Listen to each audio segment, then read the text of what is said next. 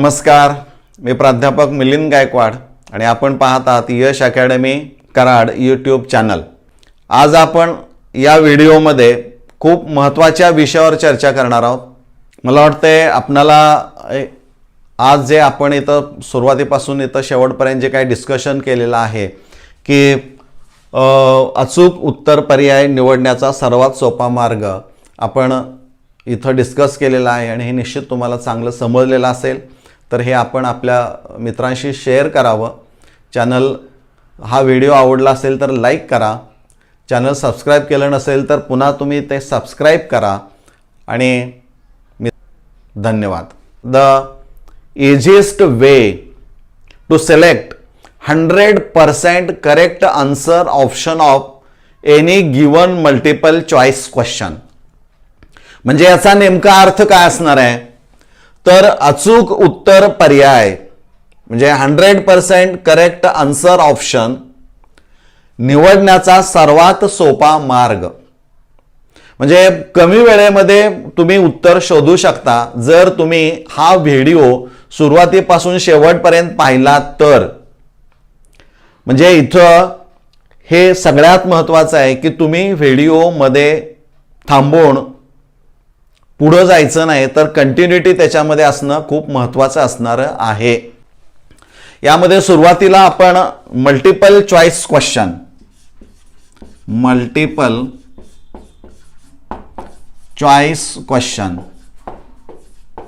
यावर चर्चा करूया।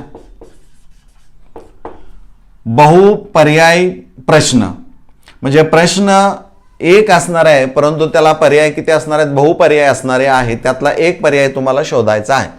तर असा मल्टिपल चॉईस क्वेश्चन जो असणार आहे तो इट कन्सिस्ट ऑफ 2 पार्ट्स।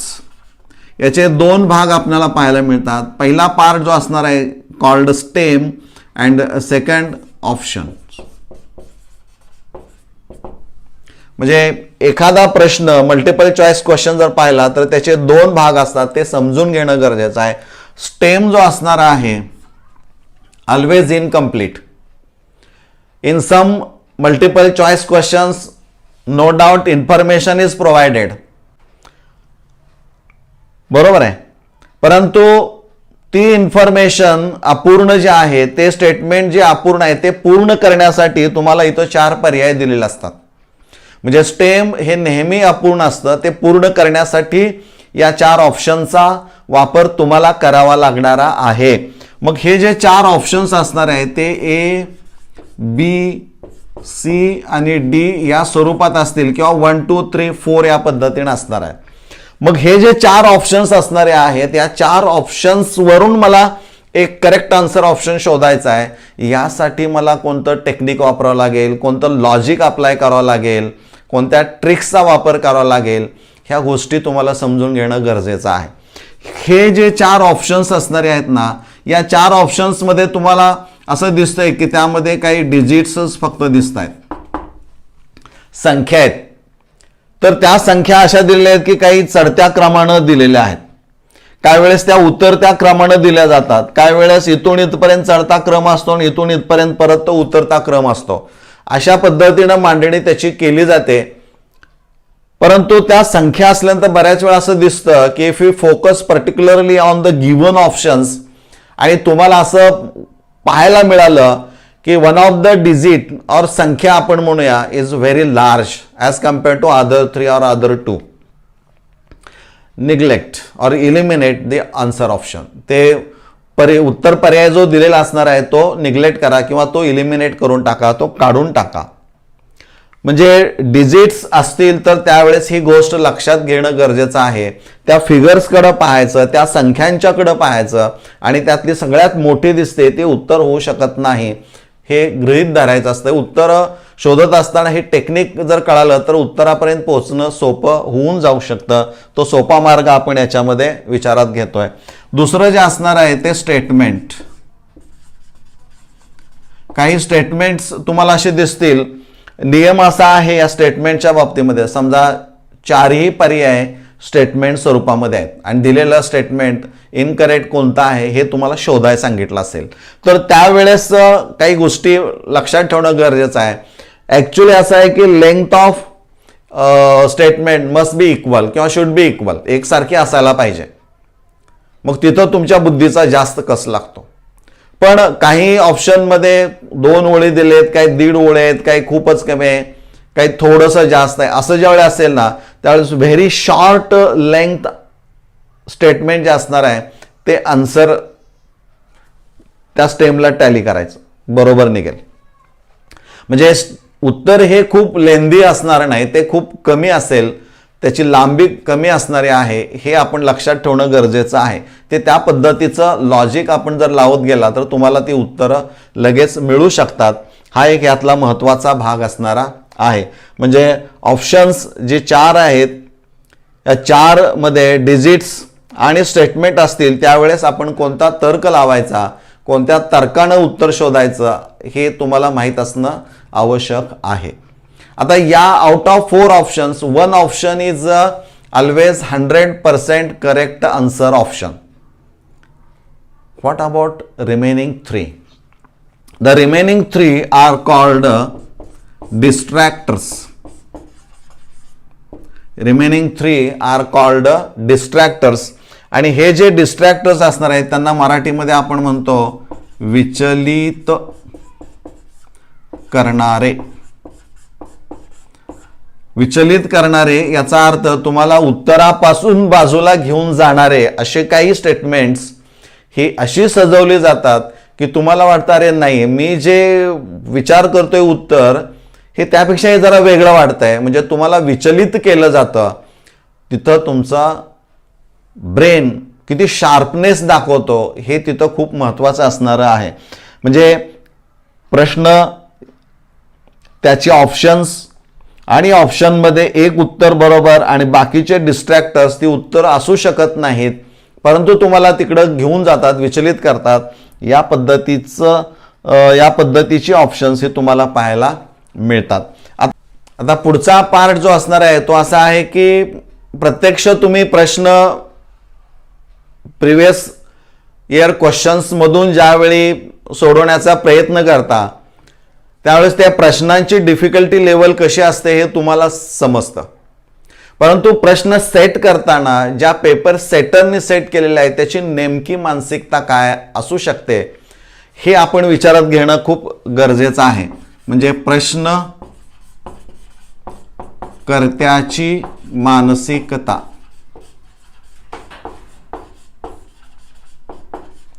हे खूप महत्वाचं आहे. कारण बऱ्याच वेळा असं होतं की परीक्षा हॉलमधून ज्यावेळी तुम्ही बाहेर पडता त्यावेळेस अशी चर्चा होते की काय प्रश्न काढलाय, इतका अवघड काढायचं असतं का. मग त्याच वेळी दुसरा विद्यार्थी म्हणतो अरे काय झालं, हा तर सोपा आहे. म्हणजे ही मानसिकता जशी तुमची असते तशी पेपर सेट करत असताना त्यांचाही काहीतरी विचार असणार आहे. त्यांचा पहिला विचार जो असणार आहे तो असा असतो की प्रश्न जो मी काढलेला असेल तो त्या परीक्षेला जेवढे म्हणून विद्यार्थी बसले असतील त्यापैकी काही विद्यार्थ्यांना तो सोडवता यायलाच पाहिजे किंवा सोडवला गेलाच पाहिजे, ही पहिली मानसिकता असते, लक्षात घ्या. नाहीतर असं होऊ नये की मी पेपर सेटर, मला पहिल्यांदा आलंय म्हणून मी सगळे प्रश्न अवघड काढले समजा आणि कुणाला सोडवताच आले नाहीत. मी डिफिकल्टी लेवल खूप वाढवले आणि सोडवताच आले नाहीत, तर असे प्रश्न फॉल्टी समजले जातात. कारण ते प्रश्न सोडवता यायला पाहिजे. त्यामुळे त्या प्रश्नकर्त्याची मानसिकता काय असते की प्रश्न हा विद्यार्थ्यांना सोडवता आला पाहिजे. मग तुम्ही जो विचार करता अवघड सोपं फार हाय ठीक आहे मध्यम आहे असं, हे कशावर अवलंबून असतं तर it is nothing but testing of your knowledge. म्हणजे पेपर सेटर काय करतो, क्वेश्चन पेपर सेटर जस्ट तो तुमचं ज्ञान तपासून पाहतो आणि त्याचबरोबर it also test your ability. ह्या दोन गोष्टी खूप महत्त्वाच्या असणाऱ्या आहेत आणि या गोष्टींचा विचार करूनच प्रश्न तयार केले जातात. त्याचाच विचार करून ऑप्शन्स देखील तयार केली जातात. म्हणजे हे आपण सगळ्यात महत्त्वाचं लक्षात ठेवणं गरजेचं आहे की विद्यार्थी कन्फ्यूज होणार नाही याची पूर्ण काळजी घेतली जाते. प्रश्न जो सेट केला असेल तो बसलेल्या विद्यार्थ्यांच्या पैकी काही विद्यार्थ्यांना तो सोडवता यायलाच पाहिजे आणि हे करत असताना देखील त्या विद्यार्थ्याचं ज्ञान तपासून पाहिलं पाहिजे, त्याची ॲबिलिटी तपासून पाहिली पाहिजे. हा दृष्टिकोन ठेवूनच प्रश्नपत्रिका हे प्रश्नकर्ते काढत असतात. त्यामुळं आपण कोणताही वेगळा विचार करू नये असं मला वाटतंय, म्हणून ह्या गोष्टी तुमच्या समोर मी मांडत आहे. आता इथं प्रश्न डिफिकल्टी लेवल ऑफ क्वेश्चनचा विचार जर केला तर इझी, मीडियम और ॲव्हरेज क्वेश्चन म्हणूया, आणि तिसरा टाईप आहे तो डिफिकल्ट. तर डिफिकल्टी लेवल ऑफ क्वेश्चन्स म्हटलं की हे 3 पार्ट्स त्याच्यामध्ये आले. तर 20% क्वेश्चन्स आर डिफिकल्ट, म्हणजे एकूण जे काही प्रश्न, समजा प्रश्न 50 आहेत त्यापैकी 20% प्रश्न हे डिफिकल्ट असणारे आहेत, आणि ते साधारणतः न्यूमरिकल्सकडं असतात. हे आपणही लक्षात घेणं गरजेचं आहे, किंवा ऑर्गॅनिक काही रिॲक्शनच्या बाबतीमध्ये असू शकतं. आणि इझी प्रश्न जे असणार आहेत ते 40% असतील, आणि मीडियमसुद्धा 40% असतील. म्हणजे एकूण 100% या पद्धतीनं पेपर सेटर प्रश्नपत्रिका काढत असतो. हे आपण लक्षात घेणं गरजेचं आहे. किंवा तुम्हालाही प्रश्नपत्रिका आली असेल त्याच्यामध्ये हा रेशो साधारणतः आपल्याला पाहायला मिळतो, हे आपण गृहीत धरायचं आहे. आपण असं समजूया की एक प्रश्न आहे एका कंटेंटवर, आणि तो प्रश्न विद्यार्थ्यांना कशा पद्धतीनं सोपा, अवघड आणि मध्यम जातो हे आपण इथं विचारात घेऊया. इथं आपण समजा लिहिलं विद्यार्थी. मग काही विद्यार्थी असतील की त्यांनी कमी अभ्यास केलाय, म्हणजे ज्या कंटेंटवर हा प्रश्न आहे त्याच्या अनुषंगाने आपण विचार करू. कमी अभ्यास केलाय. काही विद्यार्थ्यांनी मध्यम अभ्यास केलाय, फार कमी नाही फार जास्त पण नाही. आणि काही विद्यार्थ्यांनी खूप अभ्यास केलाय.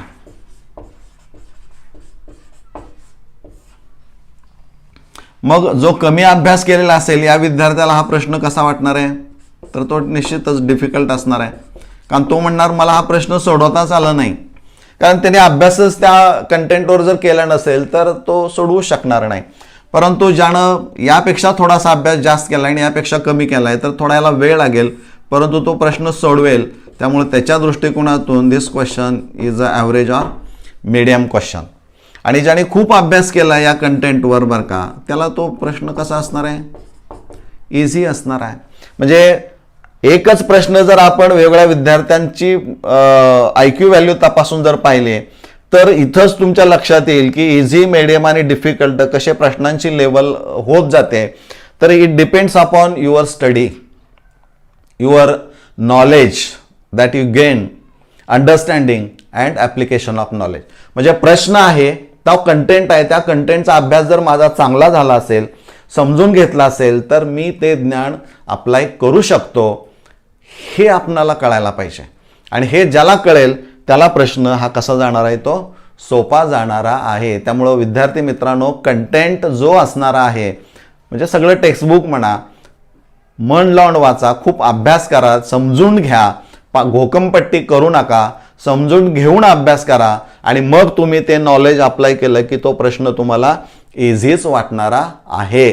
तर असे जे काही प्रश्न तुम्हाला वाटता आहेत, आणि मगा सांगितलेल्या ज्या 2 गोष्टी डिजिट्स आणि स्टेटमेंटच्या स्वरूपात, काही आपण लॉजिक लावून कशी उत्तरं शोधायची ते आपण आता काही प्रश्न उदाहरणं दाखल आपण काही प्रश्न घेतोय MCQ, आणि त्याची उत्तरं कशी शोधायची ते आपण पुढच्या भागामध्ये बघूया. आता इकडे लक्ष द्या. आपण जे आता यापूर्वी जी काही चर्चा केलेली आहे त्या अनुषंगानं तुम्हाला ते लॉजिक किंवा त्या ट्रिक्स लागू करता येत आहेत का, त्याचा वापर करता येतो का, हे आपण यामध्ये आज पाहणार आहोत. इथं क्वेश्चन दिलेला आहे, PB has FCC structure with edge length of unit cell 495 picometer. The radius of PB atom is. म्हणजे इथं हे इनकम्प्लीट सेंटेन्स आहे, कारण इथं radius of PB atom is, म्हणजे इथं तुम्हाला दिलेल्या ऑप्शनमधून ज्यावेळी व्हॅल्यू इथं तुम्ही ठेवाल त्यावेळेस ते स्टेम पूर्ण झालेलं असणार आहे. Now you are given 4 options. Now see, first of all you look focus on these 4 options. A 205 picometer, B 185 picometer, C 260 picometer, D 175 picometer. Now apply your knowledge as well as your logic. तर्क लावा. आता डिजिटच्या बाबतीमध्ये आपण म्हटलं की थोडीशी मोठी संख्या दिसते, ते उत्तर होऊ शकणार नाही. बरोबर आहे. म्हणजे इथं 260 पिकोमीटर आहे, हे उत्तर याच्यामध्ये असणार नाही. त्यानंतर आपण जर पाहिलं तर 170 185 खूप जवळ आहेत. म्हणजे 205 हे पण उत्तर त्याचं होऊ शकणार नाही. म्हणजे 175 का 185 एवढाच फक्त प्रश्न असणार आहे. पण यासाठी तुम्हाला काय माहित पाहिजे? FCC face centred cubic structure जे असणार आहे आणि त्यात त्यांनी काय म्हटलंय? रेडियस. म्हणजे हा फॉर्म्युला तुम्हाला जर माहित असेल तर मग मात्र दिलेला एक आहे तुम्हाला एज लेंथ त्यांनी इथं दिलेली आहे. म्हणजे ए दिलेला आहे, रेडियस तुम्हाला विचारलेली आहे. म्हणजे फॉर्म्युला जो इथं वापरायचा आहे तो रेडियस इज इक्वल टू काय असणार आहे? √2a divided by 4. हा जर फॉर्म्युला तुम्हाला माहित असेल तर त्या फॉर्म्युल्याच्या आधारे तुम्ही √2 मल्टिप्लाइड बाय ए ची किंमत 495 डिवायडेड बाय काय असणार आहे इथं 4. हे जर सिम्प्लिफाय केलं तर √2 म्हणजे 1.414 इंटू 495 डिवायडेड बाय 4. हे जर तुम्ही सोडवलं तर साधारणपणे 174 येतं काहीतरी, तर ते 175 पिकोमीटर इतकं असणार आहे. म्हणजे करेक्ट आन्सर ऑप्शन कुठला असणार आहे? तर हे. म्हणजे या पद्धतीनं 4 ऑप्शन्स मधून पहिल्यांदा एक एक इलिमिनेट करत जाणं आणि जे राहिलेले आहेत त्याकडे फोकस करून त्यापैकी कोणतं हे शोधून काढणं, इथं तुम्हाला तुमच्या नॉलेजचा वापर करावा लागणार आहे. Now see this question. Which of the following statement is not correct for 0.1 molar urea solution and 0.05 molar sucrose solution? म्हणजे इथं 0.1 मोलर युरिया सोल्युशन दिलंय आणि 0.05 मोलर सुक्रोज सोल्युशन दिलेलं आहे.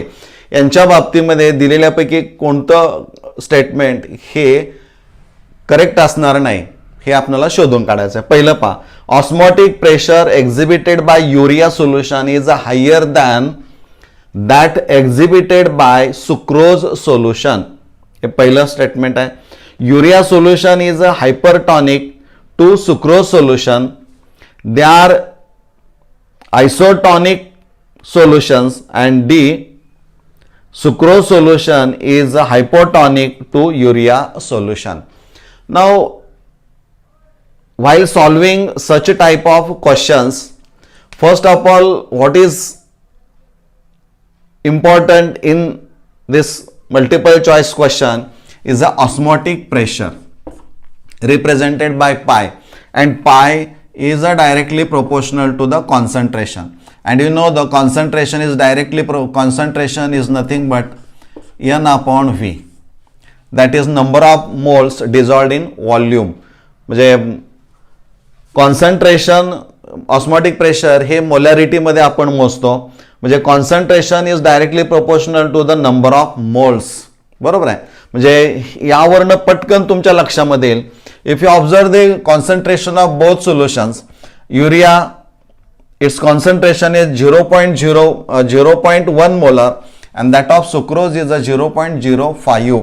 म्हणजे हे जे कॉन्सन्ट्रेशन असणार आहे ते याच्या हाफ असणार आहे. बरोबर आहे. म्हणजे याचं कॉन्सन्ट्रेशन याच्या हाफ आपल्याला पाहायला मिळेल. म्हणजेच याचा अर्थ ऑस्मोटिक प्रेशर जे असणार आहे, both solution exhibit different types of किंवा both solutions have different osmotic pressure. दोन्हीचं वेगळं असणार, कारण ऑस्मोटिक प्रेशर हे रिलेशन आपण पाहिलंय डायरेक्टली प्रोपोर्शनल टू कॉन्सन्ट्रेशन. मग याचं कॉन्सन्ट्रेशन जास्त आहे, याचं कॉन्सन्ट्रेशन कमी आहे. ह्यावेळेस तुम्हाला हायपरटॉनिक, हायपोटॉनिक, आयसोटॉनिक म्हणजे काय?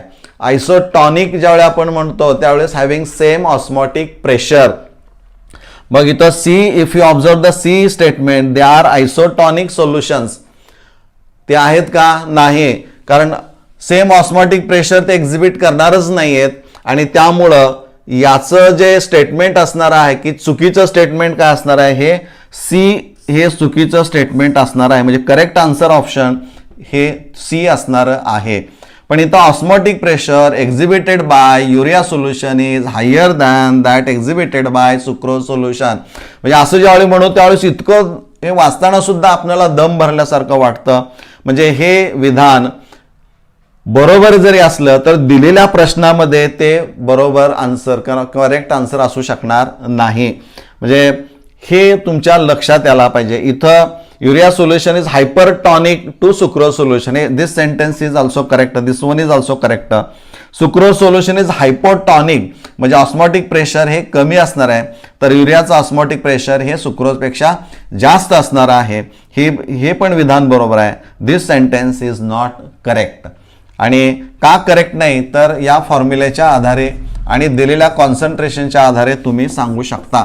म्हणजे जर एखाद्याने या कॉन्सन्ट्रेशनकडे फोकस केला असेल आणि त्याला ऑस्मॉटिक प्रेशर म्हणजे काय हे रिलेशन माहीत असेल, तर तो विधान पाहत असताना हा वाचणार पण नाही. तो विचार करेल की 0.1च्या हाफ काय असणार आहे, तर 0.05 असणार आहे. म्हणजे याचा अर्थ की सोल्युशन जे असणार आहे ते वेगळ्या ही दोन्ही सोल्युशन्स वेगळ्या कॉन्सन्ट्रेशनचे आहेत आणि त्यामुळे त्यांचं ऑस्मॉटिक प्रेशर हे वेगळं असणार आहे. त्यामुळे ते आयसोटॉनिक सोल्युशन्स होऊ शकत नाहीत. आयसोटॉनिक व्हायचं असेल तर त्यांचे ऑस्मॉटिक प्रेशर देखील कसे असायला पाहिजे, सारखे असायला पाहिजेत. म्हणजे correct answer option of this multiple choice question is a C. बरोबर आहे. म्हणजे या पद्धतीनं तुम्ही शोध घेणं आवश्यक आहे.